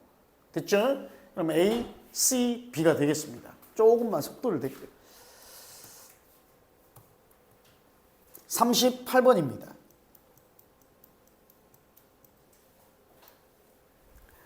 자, 38번. 요거는 문장 삽입 문제네. 문장 삽입 문제. 가봅시다. 내가 설명해야 되는 게 오케이. 별로 없네. 자, 먼저 이 문장이 어디 들어가냐. 지속적인 방출 측정은, 배출 측정은 비용이 많이 들고 비쌀 수도 있어요. 특히나 어디서 비싸냐면 많은 개별적, 별개의 이런 배출원들이 많이 있을 때, 그러니까 가스도 나오고 물도 나오고 막 이런 것들, 배출원이 여러 종류가 있을 때 특히나 계속 배출을 측정하는 게 비용이 많이 든답니다. 비싸답니다. 그리고 많은 이런 오염 문제들에 있어서 이것은 주된 저해 요소가 된답니다. 이런 세금 부과, 배출물, 오염물질 배출에 세금을 부과하는 데 있어서 저해 요소, 주된 방해 요소가 되었답니다. 비용이 많이 드는 게. 자, 정리하면 계속해서 배출을 측정하는 게 돈이 많이 들 수도 있어. 언제? 배출하는 원인들이 다양할 때. 그치? 가스도 나오고, 뭐, 물도 나오고, 이런 것들. 그치? 폐수도 나오고, 그 다음에 뭐, 폐기물도 나오고, 이런 오염원들이 다양할 때는 비용이 많이 든대. 됐죠? 그래서 이 비용이 많이 드는 점이 오히려 이러한 오염물질 배출에 세금 매기는데, 오케이? 오히려 세금을 부과하는데 저해 요소가 된다. 됐나요? 여기까지 됐지? 직접적인 과세에 저해 요소가 된다. 자, 환경 세금들입니다. 환경세.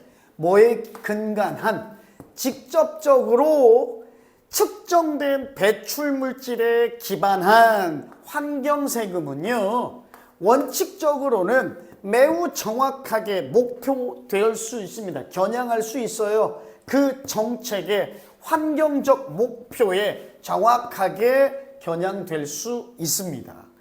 만약에 한 회사가 훨씬 더 많이 오염시킨다면 그 회사는 추가적인 세금을 직접적으로 in proportion to 뭐뭐의 비율에 맞게 비례하여 이 말이야. 자, 그 오염물질 배출의 증가분에 비례하게 직접적으로 추가 세금을 지불합니다.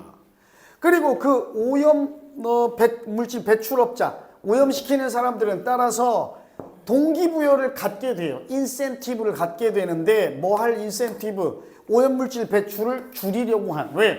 오염물질 배출이 많으면 세금 더 많이 내야 되니까.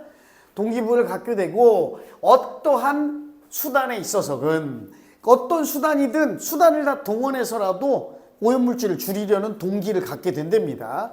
덜 비용이 많이 든대요. 이러한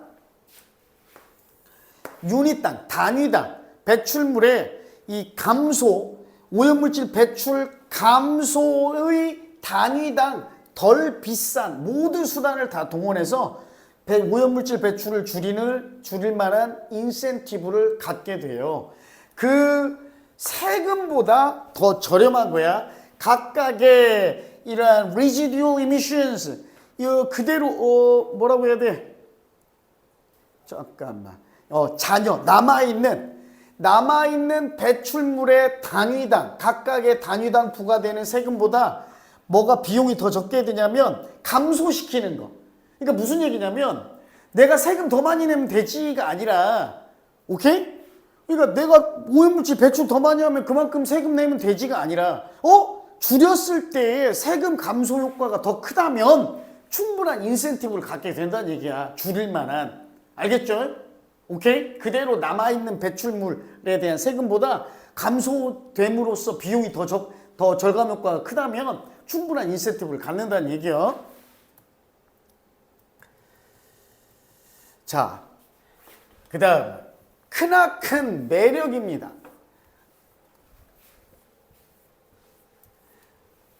자, 그 세금의 기본 근간을 잡는 거야. 직접적으로 어디에다? 이제 여기 나오네.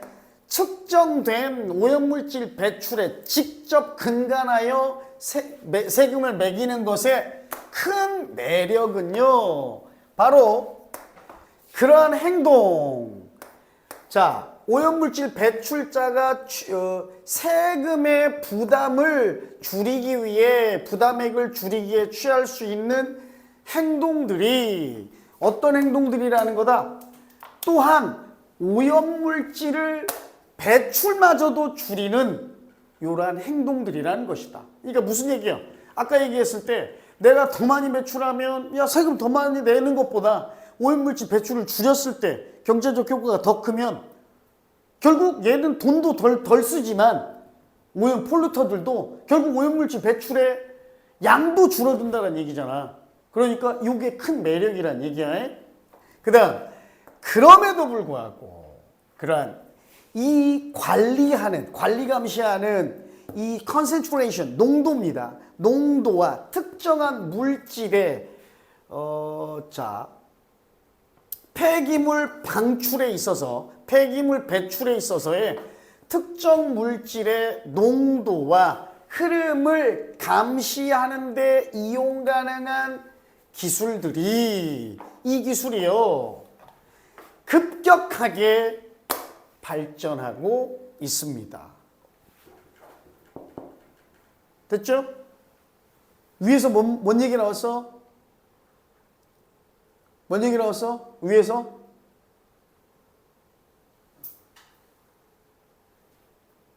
오염물질 배출량에 직접 세금을 매기는 것의 큰 매력. 네? 얘네들이 세금 부담 금액을 줄이기 위해서 행동을 취하면서 저절로 오염물질 배출량도 줄어든다. 그럼에도 불구하고 이제 그 양과 농도와 특정한 물질의 농도와 흐름을 감시하기 위해 이용 가능한 이 기술, 폐기물 배출에 있어서 이 기술이 급격하게 증가하고 있다. 이상하지 않아? 이상하지 않아? 그럼에도 불구하고 여기 좋은 말 나왔잖아. 금방. 야, 오염물질 배출 측정량에 비례해서 세금 매기는 것의 큰 매력이 뭐냐면 얘네들이 세금 덜 내려고 조치를 취해, 행동을 취해. 그지? 세금을 줄이기 위해서. 그러다 보니까 측정된 양에 비례해서 직접 세금을 매기는 거니까 얘네들이 세금을 줄이려고 행동을 취하다 보니까 저절로 오염 배출 물질도 줄어드는 매력이 있다. 좋은 말 나왔어. 근데 그럼에도 불구하고 이런 매력이 있음에도 불구하고 또 좋은 말 나왔네? 요런 거 농도와 흐름을 감시하는 데 이용 가능한 기술이 아주 빠르게 발전하고 있대. 말이 돼? 어떤 말 들어가야 돼? 봐봐. 이 매력이 이런 게 있는데 아까 주어진 문장. 근데 계속해서 측정하는 게 오염물질을 계속 관리하고 측정하는 게 비용이 많이 들어. 특히나 언제? 오염물질의 종류, 배출 원이 여러 개, 별개로 각각 다양할 때는 더 비용이 많이 든다고 그랬잖아. 그치? 그래서 오히려 이것은 그 세금 부과, 이 오염물질에 대한 직접적인 세금 부과, 이거를 조금 방해하는 요소가 되기도 한다고. 오케이? 무슨 얘기냐면, 자, 폐수도 측정해야 돼. 대기오염을 얼마나 배출하는지 이것도 측정해야 돼. 너무 다양한 원천으로 계속해서 얘를 감시하고 측정해야 되는데 이 비용이 너무 많이 들어. 그러니까 오히려 이 배출량에 대해서 세금을 매기는 것보다 이 비용이 더 크니까 오히려 이게 방해 요소가 된다고. 오케이? 그런데 그럼에도 불구하고 계속해서 관리 감시하는 게 아직은 비용은 많이 드는데, 그래서 직접 세금 매기는 거, 오염 배출물에 직접 세금 매기기가 오히려 방해받고 있지만, 근데 그 계속 감시하는 그 기술이 빠르게 발전하고 있대. 지금은 비용이 많이 들어서 계속해서 오염물질을 감시하고 관리하고 측정하는 게 비용은 많이 들어서 오히려 직접 세금, 오염물질에 직접 세금 매기기가 조금 방해를 받긴 하는데, 그럼에도 불구하고 그 기술이 점점 빠르게 발전하고 있대. 희망적으로도. 됐지? 이거 매력이 있어. 직접 세금 매기기는.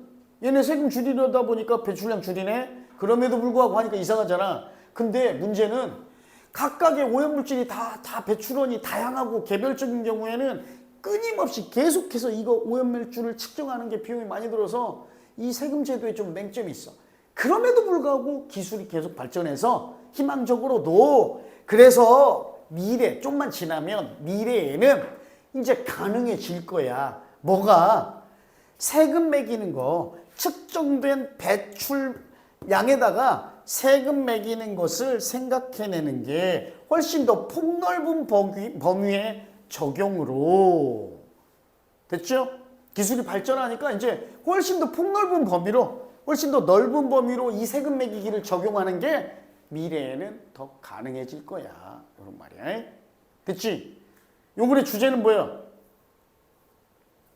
오염물질 배출에 직접 과세하는 것의 한계와 전망이지. 오케이? 오염물질 배출에 대한 직접 과세의 한계와 전망이야. 좋아. 매력이 있어. 큰 장점도 있어. 근데 개별적인 오염물질 배출원이 다 다양한 경우에는, 그치? 이거 오히려 해로워. 비용이 너무 많이 드니까. 근데 다행히도 기술이 빠르게 발전하고 있다? 그러니까 미래에는 좀 더 폭넓게 다 적용할 수 있을 것 같아. 이거잖아. 그치? 오케이. 그 다음 39번. 40분인데.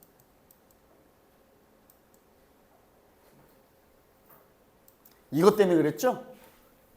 요거 문장 삽입이네. 요것도.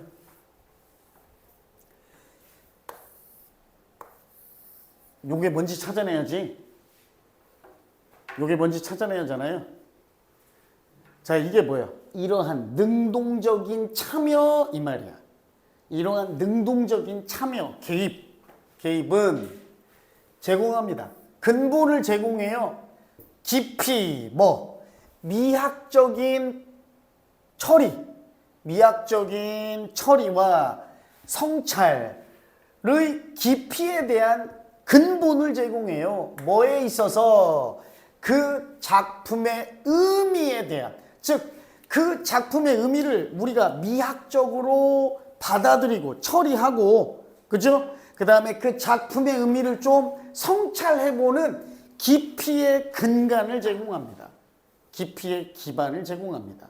그러니까 예술작품을 조금 미학적으로 바라보고 그 작품의 의미를 우리가 생각해보는데 깊이를 제공해 준대. 이렇게 능동적으로 개입하고 참여하는 게. 됐지? 이 능동적, 적극적 개입 참여가 뭔지를 찾아내야 요 놈을 집어넣을 거 아니야? 됐어요? 오케이? 재미있는 트레이드-오프스, 교환이라는 뜻도 되고, 여기서는 교환이라는 뜻보다는 균형이란 뜻입니다. 균형 잡기. 자, 재미있는 균형이 있습니다. 상대적인 중요성에 있어서 이런 주제 물질, 주제예요, 주제. 즉, 인물 또는 형상, 그죠? 주제, 형상, 그리고 스타일이란 풍 또는 스타일, 즉 배경이야. 배경의 중요성, 상대적 중요성에 있어서 흥미로운 균형 잡기가 존재하는데요. 매우 구상주의적 그림들에 있어서, 이거 선생님 몰라서 찾아봤어. 성우가 미술하지? 구상주의가, 우리 해설지에도 구상주의라고 나오는데 구상주의가 뭐예요? 구상주의? 있는 그대로 표현하는 거예요. 있는 그대로 표현하는 거. 요거의 반대가 뭐예요?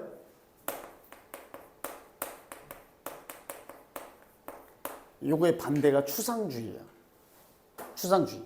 그리고 저 중간 부분에 보면 우리 뭐가 나오냐면 3번 보기 뒤에 expressionist works라는 게 나오잖아요. 요게 표현주의거든요. 표현주의. 자, 이 표현주의는 구상주의보다는 요쪽에 가까워.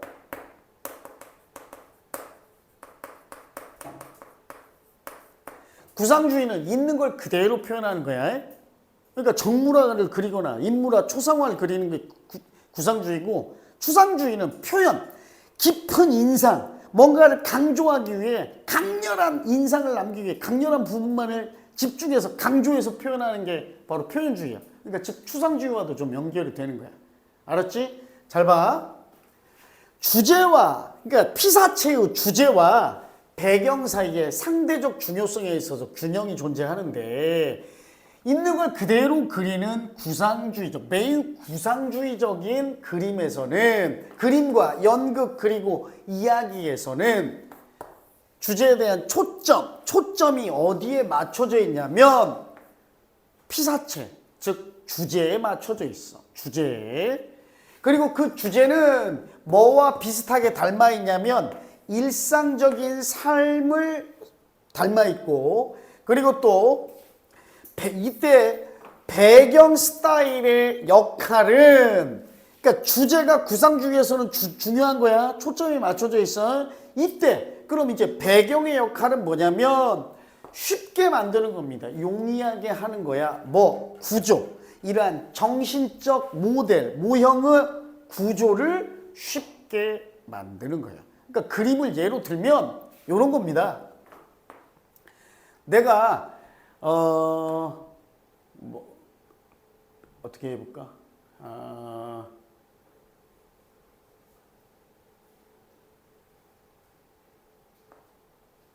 자, 메리아스만 입고 달려가고 있는 사람을 그렸어. 이렇게 메리아스랑 반바지만 입고 달려가는 사람을 그렸어요. 이렇게 메리아스하고 반바지만 입고, 이게 서브젝트 매러야. 됐어? 이게 중요해, 구상주의에서는. 근데 뒤 배경이 되는 거 잘 봐. 이게 구조적으로 멘탈 모델에 용이하게 한다는 건, 이 배경이 여러분이 생각할 때 잘 봐. 아스팔트 길에 옆에 사람들이 서 있고 아스팔트 길이 있고 경찰관이 통제하고, 요 배경이 더 어울리겠어? 아니면 눈 덮인 히말라야산 정상의 배경이 더 어울리겠어? 아스팔트 길 또는 도시의 풍경, 경찰관이 통제하고 있는 도시의 풍경이 배경으로 메리아스 그러니까 반바지만 입고 뛰고 있는 사람을 주제로 한 그림에서 예를 들면 배경이 되는 건 경찰관이 지금 통제하고 있는 도시 풍경이 어울려? 아니면 눈 덮인 히말라야산 정상이 어울려? 펭귄이 막 옆에 있는 북극 얼음 빙산이 어울려? 아까 전자잖아. 경찰관이 통제하는 도시 풍경. 그럼 우리가 뭐야? 얘를 이해할 때, 상황적 구조를 이해할 때, 뭐 마라톤 하나 보구나 이렇게 이해하는데 훨씬 더 쉽게 만들어준다는 얘기야. 배경은 그 역할만 해. 하지만 구상주의, 있는 것 그대로 드러나는 구상주의에서는 얘에 초점이 맞춰져 있긴 하지만 배경도 그걸 좀 쉽게 구조적으로 이해할 수 있는데 도움을 준다고. 이해가지? 요 얘기야. 기쁨의 감정과 불확실한 감정은, 자, 보는 사람을 어디로 데려가느냐면 결론과 함께 그 작품의 결론과 함께 데려갑니다. 결말까지 이끌어가요. 됐죠? 쭉 결말까지 이끌어갑니다. 기쁨과 불확실함. 그러니까 요거는 이제 연극이나 요런 얘기 또는 소설 요거에 해당되는 거겠네요. 내가 뒤에 뭐 읽으면서 재밌고 소설을 예로 들어서 읽으면서 재밌고 주인공이 어떻게 결말이 이루어질지 모르니까 끝까지 읽게 된다는 얘기야. 결말까지 됐지? 근데 아직 능동적 참여, 적극적 개입 아직 안 나왔잖아. 그지? 근데 이번에는 매우 표현주의적 작품이야. 그러니까 3번 앞에 만약에 연결사가 들어간다면 on the other hand, 반면에 요 정도가 들어가겠죠. 구상주의와 대비되는 표현주의가 나오잖아. 이해가? 그지? 이제 표현주의야. 스님 여기다 이렇게 미리 배경 지식으로 써놨어. 추상주의에 해당되는 표현주의. 그런데 표현주의, 매우 표현주의적인 작품에서는 아주 참신한 스타일리스틱, 양식적인 장치들이 효과가 있어요. 부조화스러운, 조화롭지 않은 방식으로서 그 주제를 거슬러서 따라서 뭘 만들어내냐면 자, disquieting atmosphere. disquieting이 단어 적어놨는데 잠깐만. 조용하지 않게 하는 거지. 불안한이라는 뜻이네.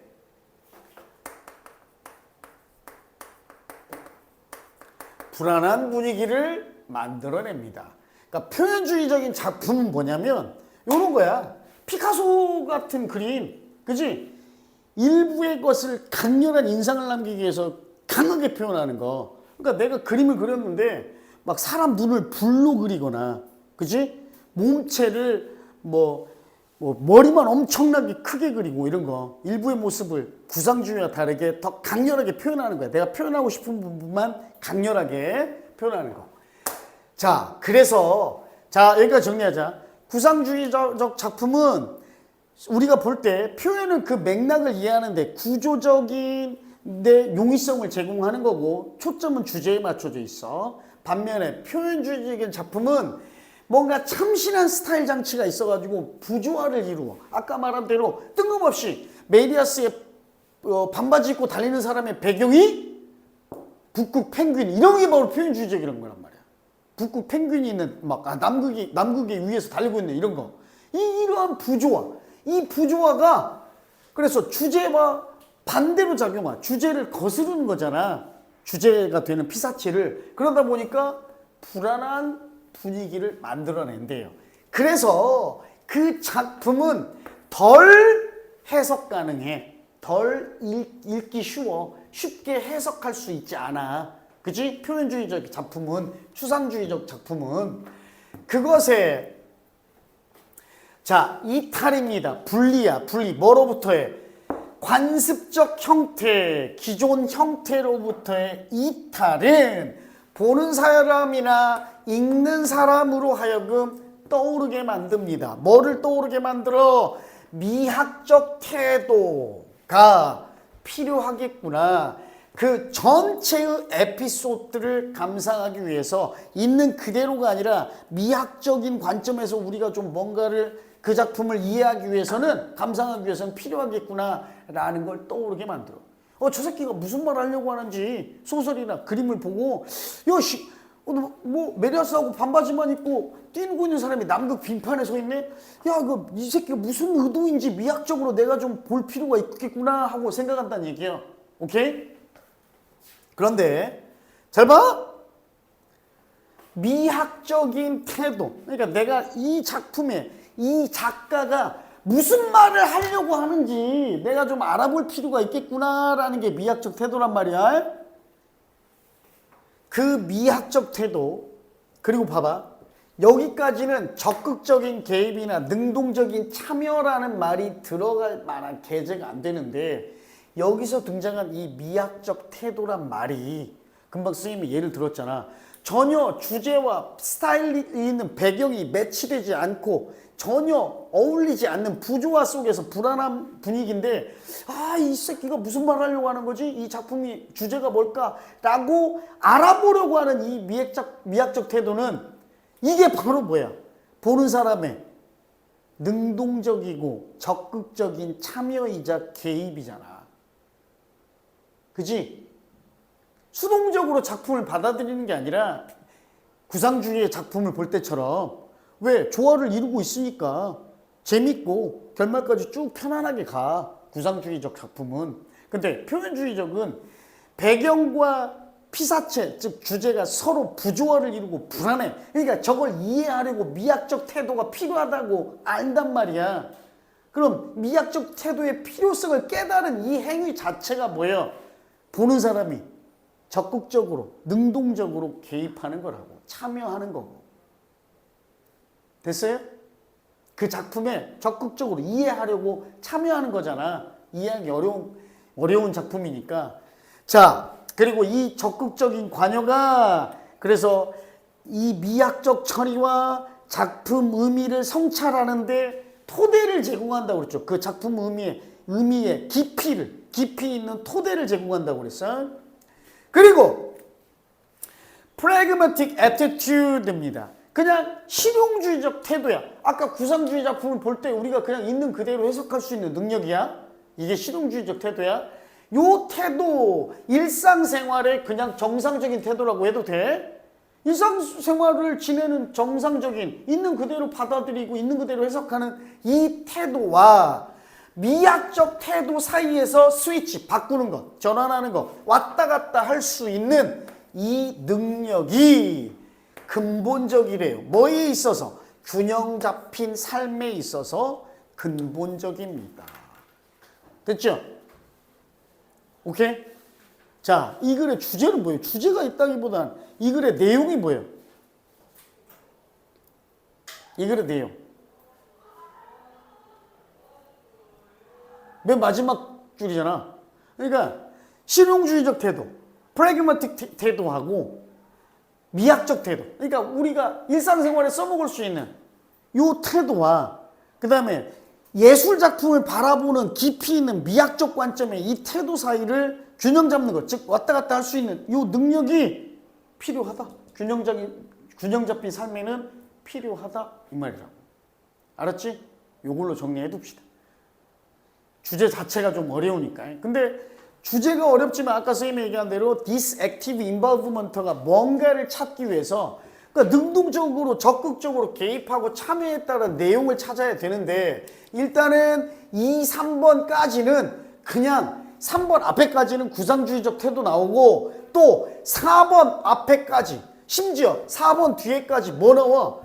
표현주의적 작품에 대한 소개가 나와. 표현주의적 작품의 이해, 예술에 대한 이해가 나오고 그지? 그리고 5번 이거 4번 마무리 5번 앞에서 그래서 이 표현주의적 작품은 쉽지 않아. 이해하기가 쉽지 않으니까 우리가 미학적 태도가 필요해. 이때는 있는 그대로 바라보려는 실용주의적 태도가 아니라 미학적 태도가 필요해. 미학적 태도라는 건 일부러 내가 더 신경을 써야 된다는 말이야. 보는 사람이 뭔가를 더 연구해야 된단 말이고 그지? 그러니까 그게 바로 뭐야? 내가 그 작품을 감상하는데 능동적이고 적극적으로 참여하고 개입한다는 거잖아. 그지? 내가 그 작품을 더 미학적으로 이해하려고 노력한다는 말이 그 미학적 태도란 말이 적극적 참여, 능동적 개입이라고. 알겠지? 표현주의적 작품을 이해하기 위해서는. 됐죠? 말이 좀 어렵네. 자, 오늘은 여기까지 하고 다음